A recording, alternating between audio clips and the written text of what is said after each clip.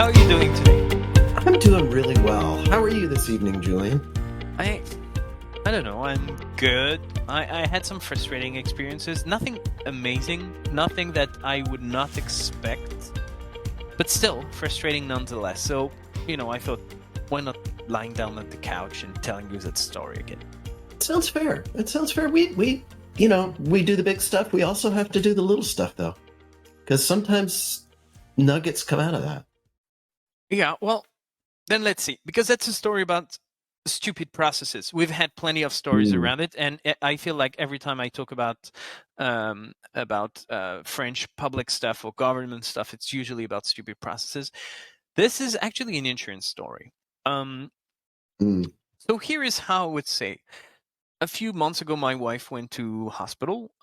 She stayed there for 5-6 days. That was for delivering the baby, basically. And Good story. that was a very good story. And honestly, that was not the kind of environment where you want to bother with administrative details. You just want to enjoy the moment, right?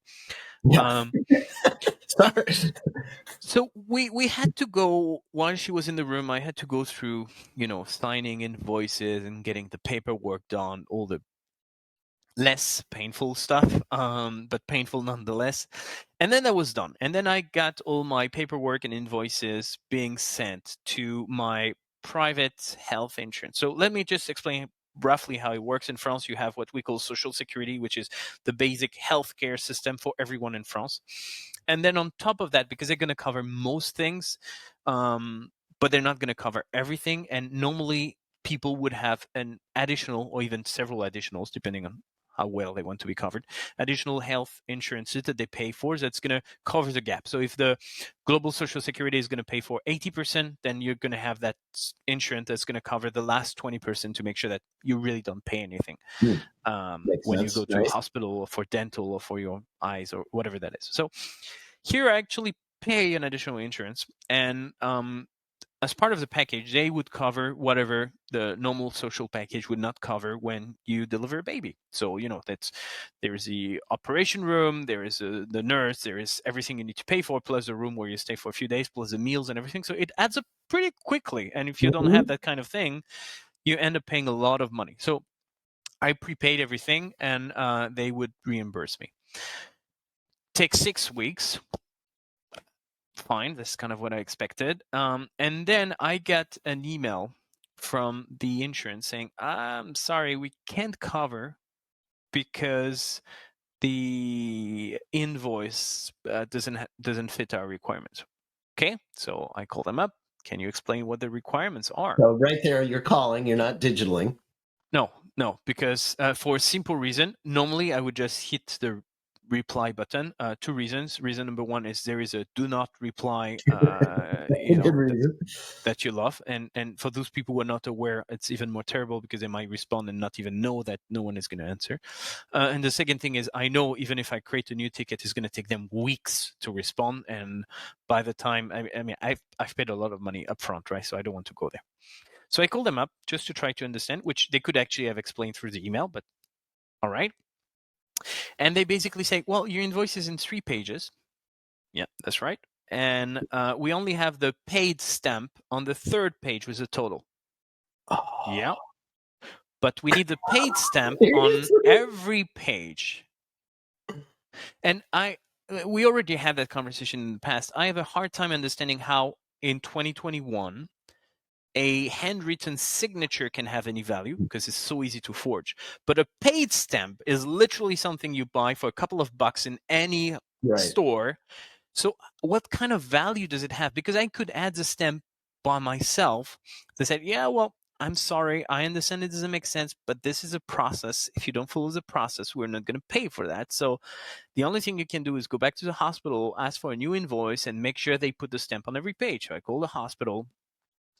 The hospital definitely doesn't have email ready for that stuff, so you didn't have to call them.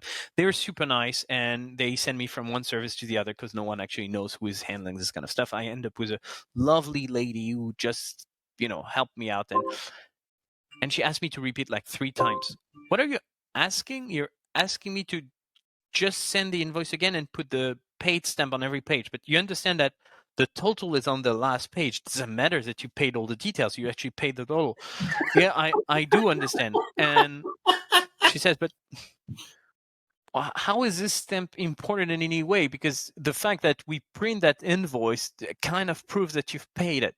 Say, look, don't ask me to justify. There is a stupid process. I just want my money back. I understand it's stupid. Look, you probably did your job just fine, but the process is a process, and I'm in the same situation as you are.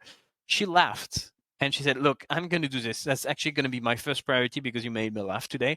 So I'm going to take care of it. You'll have it in your mailbox in the next 2 or 3 days, and you can forward it to them.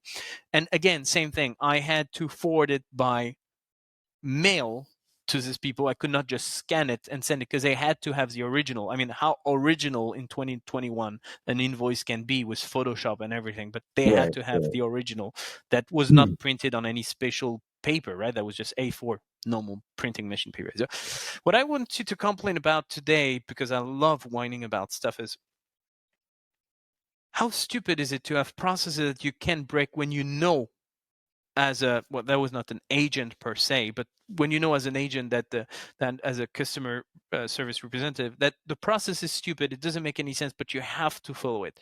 How can we still be in this kind of situation in 2021? This is what I'd like to understand. You're the one who lives in France. I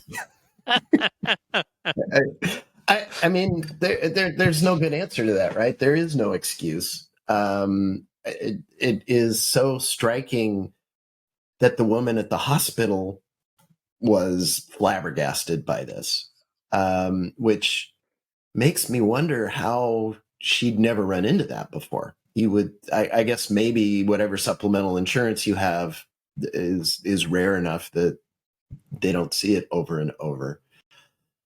I mean, I guess the question I would have is, how do you fix a broken arcane process like that? Because obviously nothing the agent can do about it.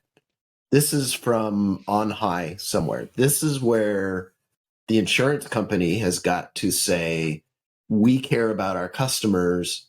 We're going to, part of our job is to make doing these payments easy.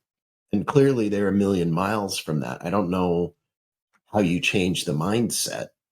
I guess the French approach would be to have a strike. So, well, okay, there would be an option. There are a few things you said that actually make me think about. The first thing you said is about the fact that it was weird that she didn't come through this same situation before. It's not a small insurance, that's one of the major ones, which makes me think that either the lady at the hospital was fairly new and that was a new fun story for her, or that the other person at the insurance was actually one of the stubborn one who just follows a process, but maybe others kind of find a way around because they know it doesn't make sense. Maybe I was the unlucky one. Could be a reason. Another thing that could be true is you said, how do we fix a broken process? And that makes me think, do they want to fix a process? Do they just think that, people might, when you wait for 6 weeks and you get that email saying, oh, sorry, you got to go back to the hospital and get them to put stamps all over the place. And, another funny flavor to that was the lady at the hospital accounting was actually feeling pretty bad for me because she said, I don't have a paid stamp. I have money received on the stamp. Do you think that's going to work with them, or is that going to be a problem? And I was like, and then how could you know at this point? When the requirements are so arcane. Does it have to be red, or is it okay if it's blue? I mean, what can you do with this kind of question? So, but I'm thinking maybe they don't want to. Maybe they are very much aware. Maybe they don't want to fix it because they think some people, maybe 1 out of 10, is just going to give up, and the money is just worth it. Fair enough. Yeah, I mean that's like the story I had a while ago about the rebate on the canister. I bought the canister, and then when I found out how much work it was to get the rebate, I'm like, all right, I guess they just got the full fare for it. So, and at much bigger dollars, I would imagine, which motivates you to make it happen no matter how painful. Yeah, it's a good point. I mean, insurance is an industry where you really don't want them using your products or services, and the customer doesn't want to use your products or services because that means something bad happened to them. But I have no good answer to that. You're right. They have a very strong motivation to make it as hard as possible. And I guess they can just be loving about it and caring and empathetic, but it's in their best interest not to fix it. That's a very fair point. So, well, I don't think that's in their best interest. That's in their best short-term interest. I think that's a terrible decision for the long run. But let's assume for a second they actually don't mean to have broken processes. What could we suggest for them to fix it? Because my first thought would be, you need to talk to your customer service agents more often to find out what are the roadblocks that they face all the time. You need to talk to them and understand what it is. And if you can somehow categorize this kind of feedback, that's even better because you know the volumes, and that makes even more sense. Back to what we were saying, was it last week or the week before that? You probably need to have mystery shopping every now and then to get actual feedback from people trying to drink your potion. And you probably need to have a person accountable for that. Which, I mean, it doesn't matter if you call him a CX director or whatever title you give that person. You probably need someone who owns the customer experience and has power over the different departments to try to make changes. I can't believe you can fix broken processes like that without making radical changes in the way you deal with customer experience, generally speaking. I agree. I think the only thing I would add to that is there should be, and it would be a natural outcome of what you're talking about anyway, there should be significant customer surveys. That's another way to find these. If you were asked, you would give them an earful, I'm sure. And those things need to be escalated to management, and management needs to, from above, be saying, the most important thing is that our customers are having a good experience, because there are competitors, and we need those monthly checks coming in from these guys to pay our rent. And yeah, I think that's when there are short-term structural advantages to not being that way, it takes somebody putting on their big boy pants and saying, okay, we need to go do this right now. And that's not always easy to do. And you seem to be doing a good job of finding those sorts of situations. No, they find me.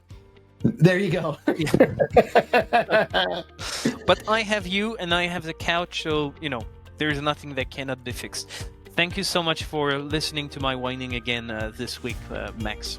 And thank you for sharing your pain. That was it's not a good story, but it was an enlightening story. So appreciate it. So let's talk again next week and see what you have to bring to the table. All right? I'll come up with something. Thanks. Thank you. Bye, Max. Bye.